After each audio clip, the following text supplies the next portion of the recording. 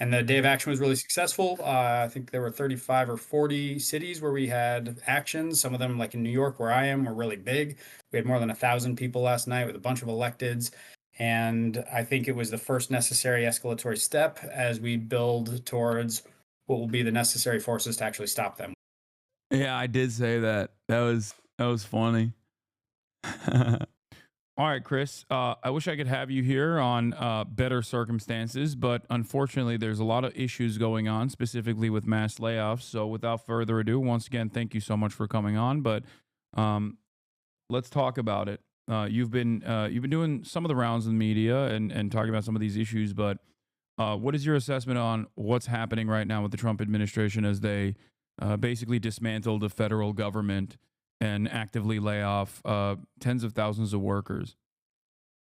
Yeah, I mean, it's totally surreal. Um, I happen to be, in a position to not only see it up close because I'm a federal worker, but I spent the last few years trying to strengthen the federal labor movement with a lot of other people. I mean, it's the one source of hope I have is the people that I work with and have been working with for the last few years in what we call the F.U.N, which I joke was named in less serious times. 2 years ago, we started the Federal Unionist Network just to try to build some pressure on Chuck Schumer to get Joe Biden's nominees to the Federal Labor Relations Authority passed. But little did we know we were actually laying the groundwork for and preparing for, you know, I don't think it can be overstated, a totally historic assault on, I don't want to sound too much like a lib, but the democracy itself. It's funny, a year ago they were warning about the assault on democracy, and now those same people are some of the most quiet and paralyzed by the moment. But the truth is, the attack on the civil service, the attack on all of the services that our government provides, really does constitute an attack on democracy, and it really can't be overstated. So um, yeah, that's how I see it. There's a lot to say about what we're doing to try to fight it, but unfortunately, we're starting a little later than I'd like to have, but here we are. So there was a National Day of Action yesterday, and could you quickly go over what Yep. some of your demands were and what you guys did? Yeah. So the day of action was called less than 2 weeks ago. We just, within a week of the inauguration, it became very clear that he was going to go even harder and faster than anybody really expected. And so we, being a relatively small formation, growing really quickly, we made the call to organize a day of action, something we've never done. The fund has done some like webinars, we've done educational stuff for each other. The network originated as a bunch of us local officers. I'm the president of my local, a bunch of us presidents who are kind of frustrated with the state of the labor movement had started working together. But in the last few weeks, we realized even though we're small, even though we don't have, the depth or the resources that we'd like to have right now, somebody had to take a stand. And we figured that if we did, maybe we could attract towards us the federal workers who are looking for the how to get involved in the fight, but also the broader public sympathies that we're looking for some organization to direct it towards. And I think we were right on both counts. I mean, there's been a huge influx of support, not only from the broader public, but most importantly to me, federal workers are coming towards us in droves. And yeah, so the day of action was themed around the slogan SOS, right? The save our services, but SOS being obviously a distress signal to the broader public because while they're framing it right, Elon Musk is framing it as efficiency and fixing the federal workforce. Really, it has little to nothing to do with that. It's about attacking the services that protect the public from predatory lenders, and it's about protecting the socialized healthcare that veterans benefit from at the Veterans Administration. So many services protecting our environment. They're really going after the entire regulatory state and anything that stands in the way of their pursuit of more profit.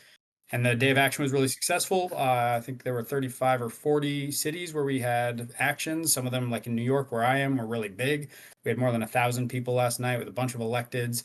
And I think it was the first necessary escalatory step as we build towards what will be the necessary forces to actually stop them, which ultimately is going to have to be a lot of power we build.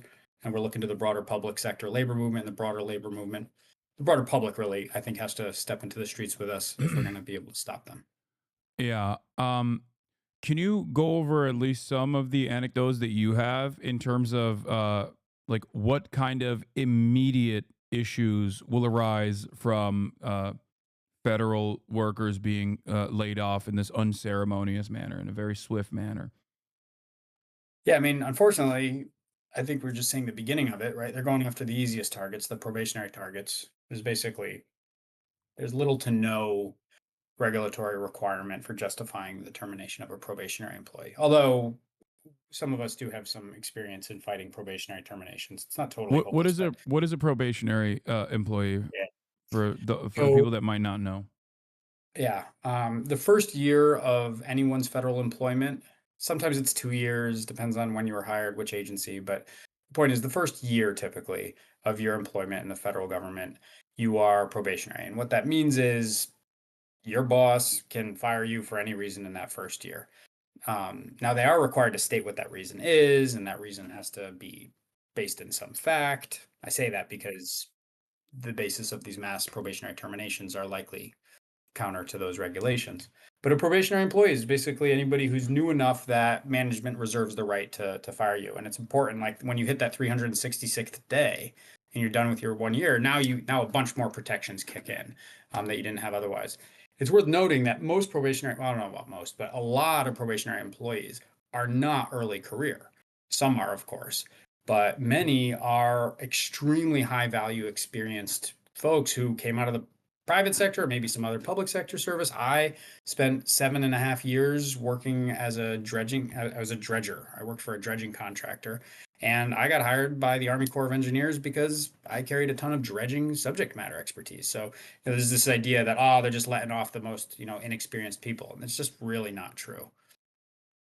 Um, someone in the chat saying probationary employees are not at will, and there is some confusion on that. So Yeah, they can still be fired, or at least like obviously the mass layoffs imply that there wasn't automatically a performance based reason for their firing, which is what they were saying they were firing all the probationary employees for, right? But what are yeah. the odds in terms of virtually every single probationary employee having performance complications, right? So that there is this still is illegal, I suspect. Totally. I mean, the regs say, and I only know this because we're in the middle of a fight for a probationary termination earlier this year, where the supervisor terminated the employee, and everything they asserted in the letter of termination was just not true. And so as we dug into it and I consulted the lawyers, what we realized was, well, the regulations require, and I think this is government wide, it might just be to those of us in the Department of Defense, but basically requires that there must be a reason. And implicit is that reason must be based in fact. So if the assertion is that it's a performance problem, but a recent performance evaluation and all available records indicate that this person did not have any performance problems, then they've been terminated for a false reason, and on those grounds can be disputed. So it's not actually an interesting anecdote. Last night, actually, if folks happen to, I have a feeling your viewership probably doesn't overlap a ton with MSNBC. But if anybody caught the interview I did on MSNBC last night, the guy I was with had just been terminated like 2 days ago now. And what he described was he and everybody else who was terminated, all the probationary employees who were terminated he worked at the Consumer Financial Protection Bureau, CFPB. And he and all of his fellow probationary employees got the same exact email, and they What didn't do the mail merger right. what are the So odds? exactly, they all had exactly the same performance problems, but they didn't do the mail merger right. So it said like dear first name last name, literally said dear first name last name, and then proceeded to explain how your performance indicates that we have to let you go or whatever. I mean, it's very clearly not the spirit of probationary. Probation is supposed to be a time to assess whether or not this person is right for federal service, and that's clearly not Yeah. what they're doing. Can we briefly talk about one of the other like existing long term issues that virtually exist in all private and public sector jobs in general, which is the problem with understaffing. at least in my experience covering labor issues with regular frequency, one of the things that most people actually uh, strike over is understaffing, and the nurses union immediately comes to mind. Like, so consistently, no matter where they are in the world, even under the National Healthcare Service in the UK or many different private networks here in the United States of America, nurses are constantly complaining about, for understandably, complaining about understaffing. And I feel like this is a problem that persists in the federal regulatory agencies in the federal government as well. So, mass layoffs of probationary workers across the board is obviously not only technically not legal, but also is coming at a time when we need more workers, not less. So, Total. this is one of the this is one of the very foreseeable problems I think that the Trump administration is bringing about. Um, you have planes falling out of the sky. You have air traffic control towers that are understaffed. You got three guys sometimes doing the work of 10 people or even 30 people. And they're not going to be able to produce the same work.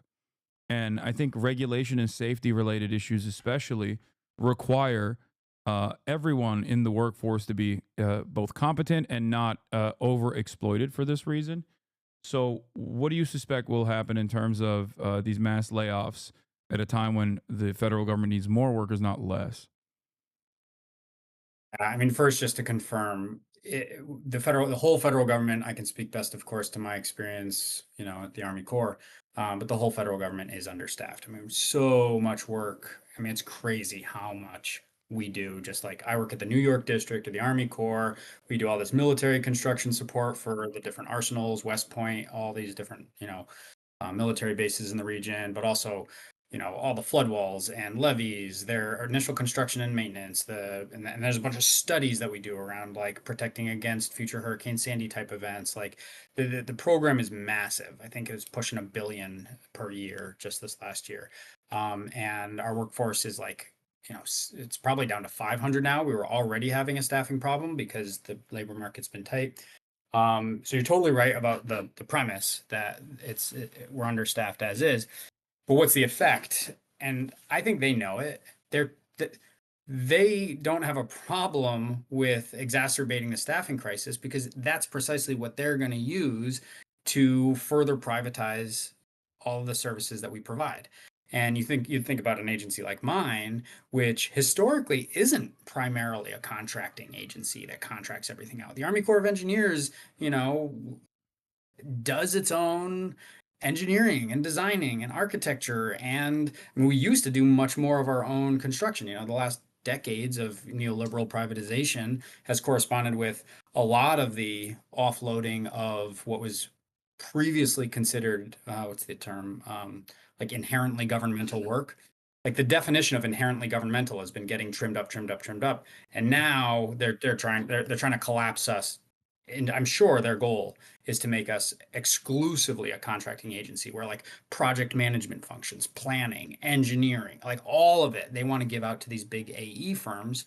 And you can figure all the corollaries at NASA in the ways that companies like SpaceX are going to benefit from understaffing turned into privatization. They'll justify the privatization on the basis of the understaffing that they created by firing all the probationary terminations and all that. Um, what are I feel like this also has a self defeating cycle as well, because the less competent the government seems, the easier it is for people to advocate for more tax cuts because they just simply don't see any of the benefits. Many of the benefits are obviously invisible in general, but I mean, this is one of those aspects that's like very much a necessity. Like building a dam or a levee, I think is that's it. That's Totally. like and maintaining it is probably one of the more most important things you can do. So, um, where do you see all of this going? I guess. Yeah, no, it's such a good point. My one of my main collaborators in the Federal Unionist Network made this point last week on one of the interviews she did, which is like our work is vindicated precisely by its invisibility. It's the fact that you didn't get sick from that water you drank and that food that you ate and the air that you breathed and the flood that didn't happen. It's the absence of news stories that vindicates the work that we do. And so it's going to be really important that we get good at messaging these next few weeks and months because the attack is only going to continue, right? They're starting with probationary hires. They're going to pursue much deeper cuts. Yeah. Um, and I think what we have to remind folks is, and really ask folks, like, I think everybody has an obligation to look at where the things that they benefit from come from. So if a member of your family has a home health aide, chances are that service is one way or another subsidized by federal dollars. If your kid's class size is kept under a certain unreasonable threshold, 30 or 25 or whatever's the standards now, that's informed by money subsidized through the Department of Education to local cities and states.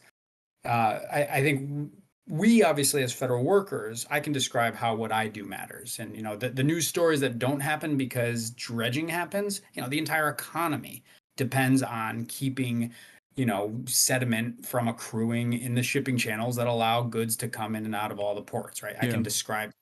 I think we need the broader public who supports us, who sees the crisis, to help us share the narrative and be like, whether it's the healthcare that you as a veteran receive, which is like some of the best social. People always talk about how Canada or Europe, they've got such great socialized healthcare, as if we don't have one of the best socialized healthcare systems in the world. Granted, it's not for the entire population, but veterans receive some of the best healthcare in the world, and it's totally socialized. And the right sees it as this ripe fruit for picking apart and They've making for profit, yeah, like the rest of us. So, they've actively tried to dismantle VA and also privatize it, and have seen some success in recent years in terms of privatization. A big problem with the VA, however, is that its pool of its pool of people that are in the VA are unlike any other healthcare pool at totally. all. It's constantly growing, and also virtually every single person needs it. Like, they need higher level care than the average person Totally. that you can normally hedge against. As That's just how insurance works. You have everyone buy into it, and the healthy are supposed to subsidize Right. those who desperately need it. Of course, there would be no need for a VA if we had universal health care. Exactly. But yes, Republicans are also actively, and some Democrats even are actively working to dismantle the VA and privatize that as well. So I guess one last question, and thank you so much for coming on and taking the time out of your day. Uh, One last question I have is what would you rate the Democratic Party right now and their competence against all the things that are happening? Do you feel like they're mounting any defense whatsoever, or even or a significant one? I mean, I think the answer is pretty clearly no, not yet. But I think it's important to say not yet. I don't want to, you know, um, I- we need them to get off their asses. The first, fine for all the media stuff I've done, and I'm an engineer, and yeah, I'm a union leader, so I have some experience doing public stuff a little bit. But like, this is unprecedented, right? I mean, the first media thing I did was with an interview at somebody at the New York Times asked me a bunch of questions, and the one piece that they kept was that I'm a constituent of Hakeem Jeffries. I live in Brooklyn, and Hakeem Jeffries is my rep. And he had just like a couple days prior did that thing where I don't know if he physically threw his hands in the air, but he basically figuratively threw his hands in the air and said, "It's their government. There's nothing we can do." And I think that's been the lead. The paralysis that you see in the Democratic Party has been set from its leadership. And so for them, I think we have to give them a big fat F for their conduct so far. Obviously, there are some great exceptions. I mean, Rashida Tlaib came out to the Federal Unionist Network indoor rally we did at Busboys and Poets in DC last week. AOC came out last night to the rally we did. So, like the left, the squad are showing up. And the thing is, we're not going to win if it's just them. We're going to have to figure out others. And there are some other more, liberal, mainstream Dems. I mean, Pritzker, like, I can't believe I'm going to say anything good about Pritzker, but like, Governor of Illinois declaring like the severity of the crisis at the moment. Like, yeah, we need people to actually, we need them to move beyond the rhetoric, though. For those who aren't even reaching the rhetoric, we need them to find it. And for those who are, willing to throw around the rhetoric, we're going to need them to actually embolden, forces into the streets. I mean, we are putting out a call. The SOS distress signal is targeted at the public, but with a strategic focus on public sector unions. So our hope is that political leaders, but perhaps most importantly, union leaders who have a relatively recent history of militancy at the public level, at the city and state level of public unions, we need them to, remember that muscle memory and be willing to go back out into the streets, jointly with us as federal workers. And, Trump and Musk, they know they're creating a political crisis. They think they can manage it. Our job, the labor movement's job, is to make it unmanageable. And I think that's only going to happen through unprecedented political mobilizations. And if ever there was a time for it, it's now. And yeah, that's what we're hoping to inspire over the weeks and months ahead. And what can members of my community do to help in this struggle?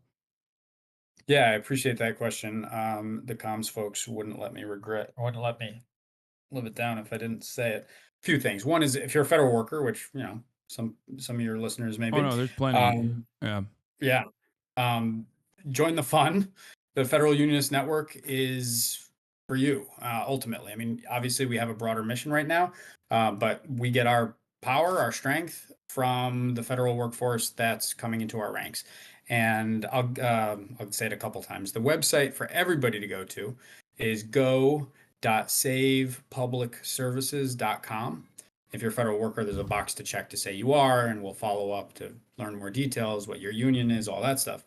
But so for federal workers, join the fund, get involved. If you're not a member of your union, obviously join it. If you don't have a union, you can form one. In fact, we're working really closely. You may know EWOC, the Emergency Workplace Organizing Committee, one of the most important formations of the last few years. They do new organizing, and F.U.N. and EWOC are teamed up now to help organize new federal unions because, despite that we are high density in the federal sector, there's still hundreds of thousands of union eligible folks who don't have a union.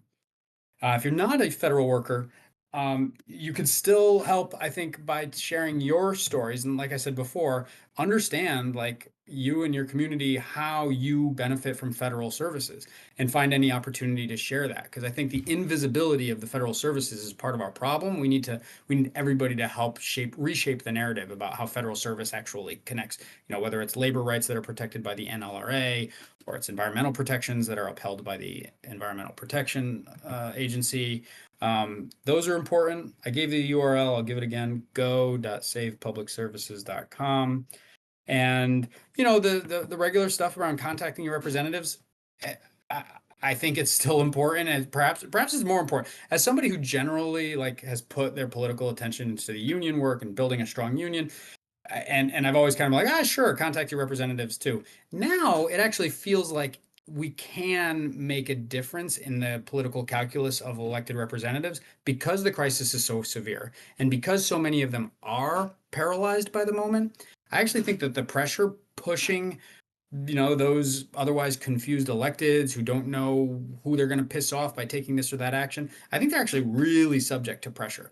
So if you can push your electeds to actually do something meaningful to support whatever mobilizations are happening in your community, I'm less cynical about that as like a necessary tactic right now than I may have been in traditional times. But these are not traditional times, so call your representatives. All right. Perfect. Thank you so much for coming on, and good luck to all of your future endeavors. And we'll try And we to, really appreciate the chance. yeah, of course, we'll try to help out as much as we can over here. All Yeah, right. happy to update you anytime. Appreciate the opportunity. All right. Thanks a lot, Chris. Bye. Take care. Whew. That was Chris Dols of the Federal Unionist Network. You can go to hold on, Save Public Services. You can also go to federalunionist.net, but you can also go to go.savepublicservices.com.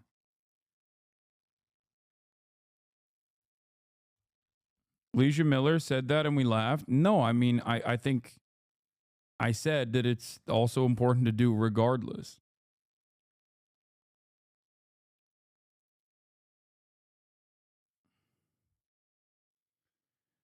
All right. What's his ad in the chat? That's a man that does not spend time on Twitch, I don't think. All right.